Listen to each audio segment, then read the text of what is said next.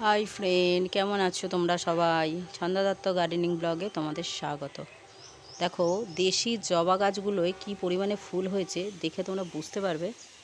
দেখেছো? এই দেখো, এটা একটা পিঙ্ক ভ্যারাইটির দেশি জবা, যে প্রচুর পরিমাণে ফুল ফোটে।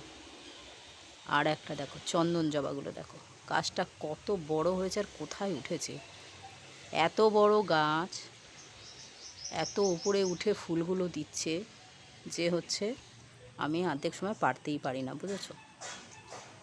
লাঠি দিয়ে টেনে পারি, কখনো কখনো ডাল ভেঙে যায়। সেই ডাল আবার কিছুটা বসিয়েছিলাম, তোমাদের এর আগে একটা ভিডিওতে দেখেছে যে গাছটা শুকনো হয়ে গেছে, কিন্তু তাতে ফুলে ভরে যাচ্ছে, কুঁড়িতে ভরে যাচ্ছে।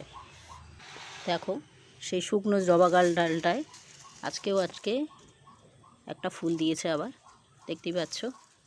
আর এইদিকে দেখো, এই মিনি জবা গাছটা, যেটাকে আমরা লক্ষ্মী জবা বলে জানি, সেই গাছটায় কি পরিমাণে ফুল হয়েছে দেখতে পাচ্ছ। এই আমার জবা গাছগুলো এত পরিমাণে ফুল আসার কারণ, কুঁড়ি আসার কারণ, এত হেলদি গ্রোথ কারণ শুধুমাত্র কিন্তু আমার যে লিকুইড ফার্টিলাইজার খাবারটা আমি তৈরি করে গাছে দিই, তোমাদের এর আগে দেখিয়েছি বা বলেছি, সেটাই, এর বেশি অন্য কিছু নয়। প্রত্যেক দিনের চাল ধোয়া জল, ডাল ধোয়া জল, সবজির খোসা ভেজানো জল, সেগুলো হচ্ছে জমিয়ে রাখি আমি শুধু গাছে দেওয়ার জন্য।